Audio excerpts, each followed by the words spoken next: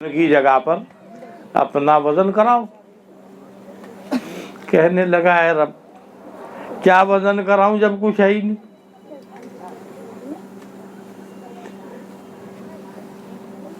ارشاد ہوا کہ جاؤ مہا وزن پر جاؤ، اپنا وزن کراؤ اعمال نامے کا۔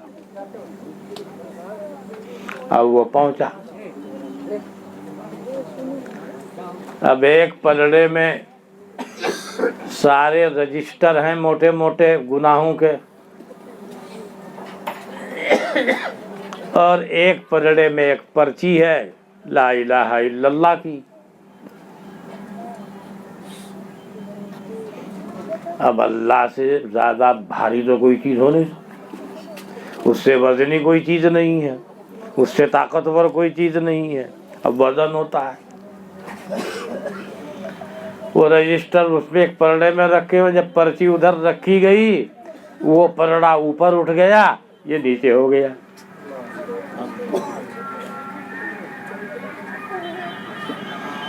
حدیث میں آیا ہے حکم ہوگا، دیکھ لیا آج کسی پر ظلم نہیں ہوگا، جنت میں جائے گا۔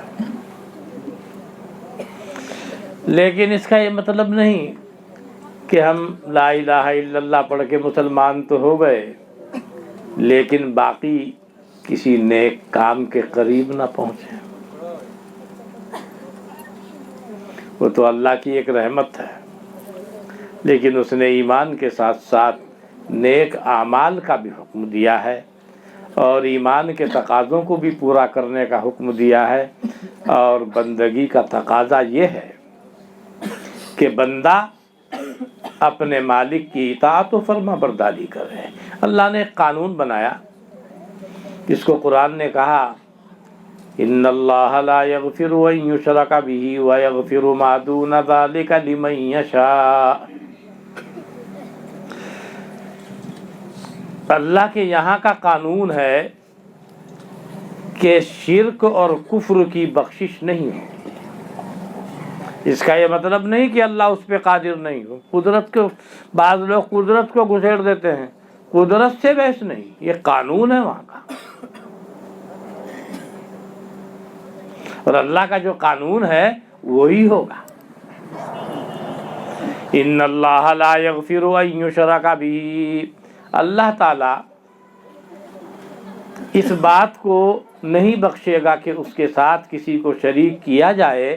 وَيَغْفِرُ مَا دُونَ ذَلِكَ لِمَن يَشَاءُ، لِمَن يَشَاء فرمایا، اور بخش دے گا اس کے علاوہ گناہوں کو، کس کی؟ جس کی اللہ چاہے گا۔ گارنٹی نہیں ہے کہ سب کے ساتھ ایسی ہو جائے، وہ اس کی مشیت پہ موقوف ہے۔ کبھی کوئی سوچنے لگے بھائی اس کے ساتھ ایسا ہو گیا میرے ساتھ بھی، اللہ نے یہاں فرما دیا وَيَغْفِرُ مَا دُونَ ذَلِكَ لِمَن يَشَاءُ۔ شرک و کفر کے علاوہ باقی جو گناہ ہیں اللہ تعالیٰ جس کے لیے چاہے گا انہیں معاف کر دے گا، مغفرت کر دے گا، جس کے لیے چاہے۔ اس لیے یہ ہے وہاں کا قانون، اس کے لیے چاہ لیا، ضروری نہیں وہ سب کے لیے چالے، اور یہ معلوم نہیں کس کے لیے چاہے گا کس کے لیے نہیں چاہے گا، وہ تو اللہ ہی جانتا ہے۔ لیکن یہ وہاں کا قانون ہے، ظلم کسی پر نہیں ہے۔ اور یہ بھی حدیث میں آیا، یعنی اللہ کی مخلوق میں سب سے زیادہ محبوب اللہ کے یہاں وہ اللہ کے حبیب رحمت للعالمین محمد مصطفیٰ صلی اللہ علیہ وسلم ہے۔ سب سے اونچا مقام ہے آپ کا پوری مخلوقات میں، یہ آپ سنتے رہتے ہیں۔ لیکن آپ نے فرمایا کہ میں بھی اللہ کی رحمت سے جنت میں جاؤں گا۔ نماز روزے اس لیے رکھتے ہیں، مالک کا حکم ہے، وہ بندے کا کام ہے بندگی ماننا۔ اب یہ اکڑ کے بیٹھ گیا ہے 5 وقتہ نماز پڑھتا ہوں، روزے رکھتا ہوں، 100% جنتی ہوں سیدھا۔ اگر اللہ نے کہہ دیا ہاں بھائی نمازی ہے، پکا نمازی، کہاں یہ تو دکھاوے کے لیے کر رہا تھا، اب کیا کر لو گے؟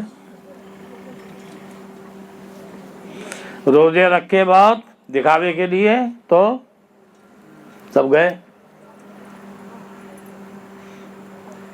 یعنی اللہ کو تو معلوم ہے نا سب، کس کے دل میں کیا ہے۔ میرے دل میں کیا ہے آپ کو معلوم نہیں، آپ کے دل میں کیا ہے مجھے معلوم نہیں، اور آپ کے دل میں کیا ہے آپ کے بھائی کو معلوم نہیں، مگر اللہ کو تو سب معلوم ہے نا۔ مسلم شریف میں ایک حدیث ہے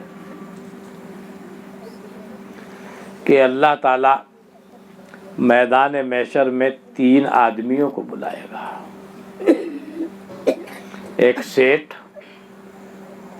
سمجھ رہے ہو، بڑا مالدار، ایک شہید، ایک عالم۔ سیٹھ کو بلائے گا، ارے ہم نے اتنی دولت دی تجھے، اتنا مال دیا، تو نے ہمارا کیا حق ادا کیا؟ وہ کہے گا اے رب وہاں دیا اور وہاں دیا، اور مسجد میں بھی دیا، مدرسے میں بھی دیا، غریبوں کو بھی دیا، یتیموں کو دیا، بیواؤں کو دیا، فلاں کو دیا، فلاں کو دیا۔ اللہ فرمائے گا یہ تو سب اس لیے دیا تھا، لوگ کہیں بھائی واہ سخی اور فیاض ہو تو ایسا سیٹھ جیسا ہو، لہذا وہ لوگوں نے تمہیں داد دی، میرے لیے کیا کیا؟ اب اللہ کے سامنے تو نہیں کہہ سکتا میں نے اسی نیت سے نہیں کیا، اسے تو سب معلوم ہے۔ حکم ہوگا اوندے منہ کر کے جہنم میں پھینکو اسے، مسلم شریف کی روایت ہے۔ اسے بلایا جائے گا شہید کو جو اللہ کے راستے میں شہید ہوا ہے، آجا بھائی شہید، ہم نے تجھے تندرستی دی تھی، طاقت دی تھی، صحت دی تھی، تم نے ہماری نعمت کا کیا شکر ادا کیا؟ وہ کہے گا کہ اے رب میں نے یہ کیا، فنا کیا، یہاں تک کہ تیرے راستے میں شہید ہو گیا کفار کے ساتھ لڑتے لڑتے۔ ارشاد ہوگا یہ تو اس لیے کہا تھا، لوگ کہیں بھائی بہادر ہو تو ایسا، لہذا وہ لوگوں نے کہا ہم سے کیا چاہتے ہو، ہمارے لیے تو کیا نہیں۔ حکم ہوگا اوندے منہ کر کے جہنم میں ڈال دو۔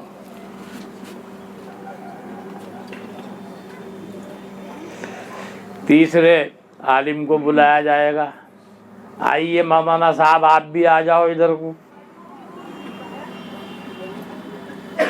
اب مولانا صاحب کا نمبر آ گیا، اللہ ہمارے حال پر رحم فرمائے، اللہ اپنی رحمت سے ہم کو ان میں سے نہ بنائے۔ ہم نے تم کو ذہن دیا، حافظہ دیا، یادداشت کی قوت دی، تم نے ہمارے لیے کیا کیا؟ وہ کہے گا جی یوں پڑھا اور یوں پڑھا یار، یہ کیا اور فلاں کتاب لکھی اور فلاں کتاب لکھی اور میں نے اتنی لکھ دی، 1000 لکھ دی، یہ تو سب اس لیے ہوا تھا، لوگ کہیں بھائی واہ مولانا ہو تو ایسا۔ لہذا لوگوں نے کہا میرے لیے کیا ہوا، میرے لیے تو کچھ نہیں کیا۔ حکم ہوگا اوندے منہ کر کے جہنم میں پھینک دیا جائے۔ اب وہاں کسی کو یہ کہنے کی ضرورت نہیں ہوگی میں نے اخلاص سے کیا ہے، تو اللہ کو تو سب معلوم ہے۔ اس کا یہ مطلب نہیں سب مولوی ایسے ہوتے ہیں، یا سب شہید ایسے ہوتے ہیں، یا سب مالدار ایسے ہوتے ہیں۔ کہنے کا مطلب یہ ہے ہر وقت ڈرتے رہنا چاہیے۔ شیطان اپنی محنت کر کے انجیکشن لگا کے بندے کی محنت کو بیکار نہ کر دے، اس کی جان بھی جا رہی ہے اور وہ بیکار بھی جا رہی ہے، مال بھی جا رہا ہے، بیکار بھی جا رہا ہے۔ دیکھو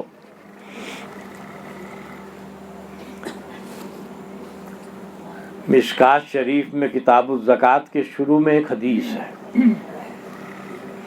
حضور اقدس صلی اللہ علیہ وسلم کے زمانے میں घोड़ों का रिवाज था, इसलिए वहां मिसाल में घोड़े पेश किए गए। आज जिस चीज का रिवाज है उसी चीज में आप उसको फिट कर सकते हैं।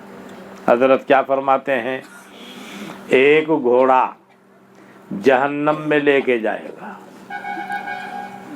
एक घोड़ा जन्नत में लेके जाएगा, और एक घोड़ा ऐसा है कि उसका पेशाब करना, लीद करना, कूदना, छलांग करना, हिनहिनाना सब नेकियों का अंबार और ढेर है। कैसे? एक आदमी ने घोड़ा खरीदा, क्यों? सुब्हानहू मा आज़म शानुहु ला युहद्दु वला युतसव्वर। शान तो रब अल्लाह की, रब की, हमारी क्या शान? हमारी कोई शान नहीं, हम तो बंदे हैं। तो घोड़ा खरीदा कहे के लिए, शान दिखाने के लिए, वो जहन्नम में जाने का जरिया बन गया।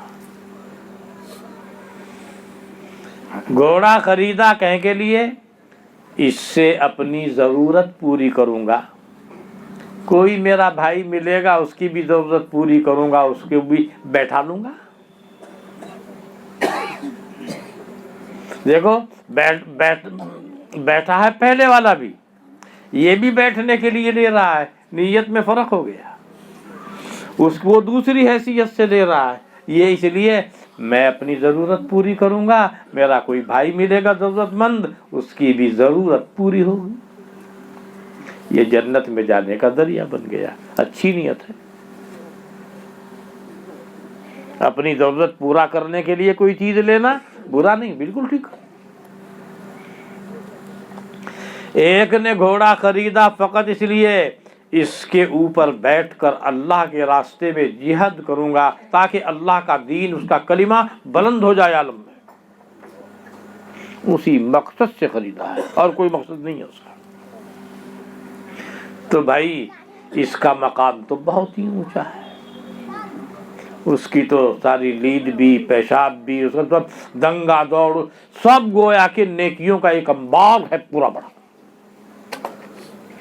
तो उस जमाने में घोड़े थे, हजरत ने घोड़े इरशाद फरमाया। आज किसी भी चीज पे आप इसको फिट कर सकते हैं। गाड़ी, घर बना रहे हैं आप, क्यों? शानदार घर बना ताकि लोगों को मालूम हो, देखो ऐसा हो घर, किसी का घर मेरे घर से आलीशान ना हो। नियत में गड़बड़ हो गई ना, वही घोड़े की पहली किस्म में आ गई। वही गाड़ी का हाल है, हर चीज का वही हाल हो जाएगा। और घर बनाया कहीं के लिए, भाई रहेंगे, अपनी जरूरत पूरी करेंगे, अल्लाह के बंदे आएंगे, मेहमान आएंगे, वो ठहरेंगे, उन्हें आराम मिलेगा। नियत अच्छी हो गई, ये जन्नत में जाने का जरिया बन गया। कार खरीदी, खुद बैठूंगा, कोई अल्लाह का बंदा मिलेगा जरूरतमंद, कहूंगा बैठ